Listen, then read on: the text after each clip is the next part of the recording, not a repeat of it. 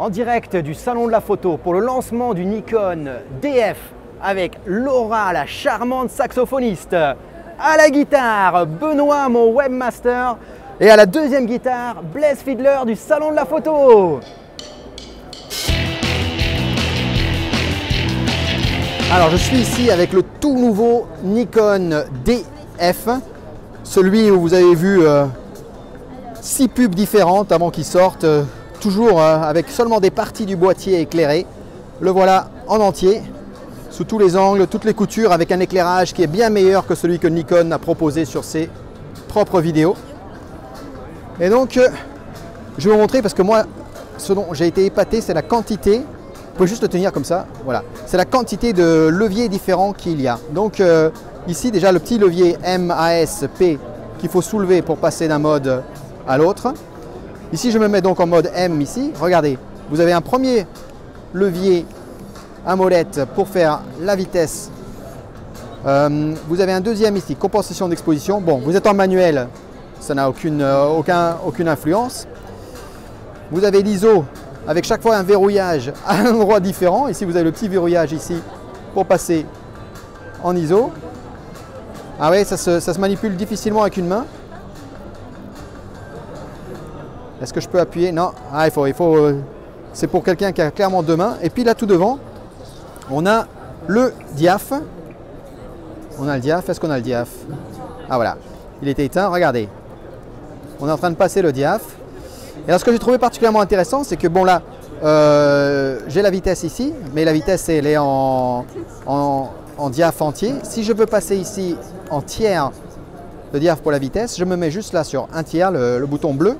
Et maintenant, j'ai de façon classique réflexe la molette arrière et la molette avant qui font les réglages, un du diaph et l'autre de la vitesse. Donc une belle finition, une première bonne prise en main. On retrouve vraiment les sensations d'un argentique du temps. Je suis assez impressionné par cette première prise en main. Alors là, je suis au stand de Sony où je découvre le tout nouveau Alpha 7R. Regardez ça, c'est un tout petit appareil photo avec un capteur plein format. L'Alpha 7R a 36 millions de pixels là-dedans. Bon, évidemment, malheureusement, on a un très gros objectif devant, ce qui va un peu à l'encontre de l'esprit d'avoir un petit appareil photo. On ne peut pas malheureusement tout avoir.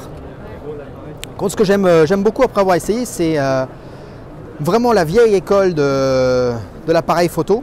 On retrouve des commandes très intuitives. Donc là, je me suis mis en mode manuel. J'aime déjà bien la simplicité du haut du boîtier. Où là, on a nos modes de visée, il n'y a pas tous ces modes idiots, sportifs, portrait, tout ça. On contrôle tout à partir de vraiment la pureté, les options les plus simples. Je vais me mettre en mode M. J'aime beaucoup qu'il y ait tout simplement ici deux molettes. Ici pour contrôler d'un côté la vitesse et de l'autre, ici, l'objectif, le diaphragme. Donc vraiment très bien. Écoutez un petit peu le déclenchement.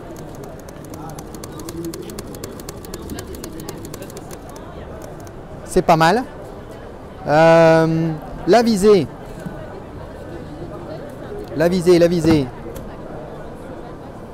Comment je fais pour sortir de ce mode là? Ah voilà, peut-être ici.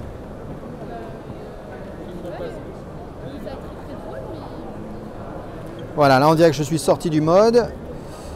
Je vais ouvrir un petit peu, je dois être...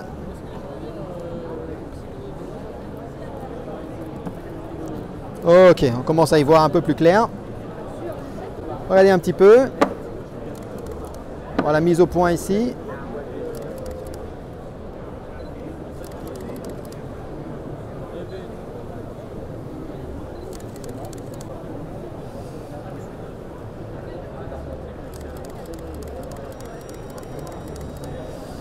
Ah, c'est pas trop mal, c'est pas trop mal.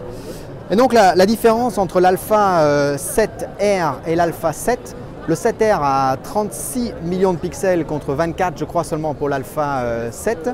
Et tout ça c'est parce qu'il n'y a pas de filtre passe-bas ici sur l'Alpha 7R.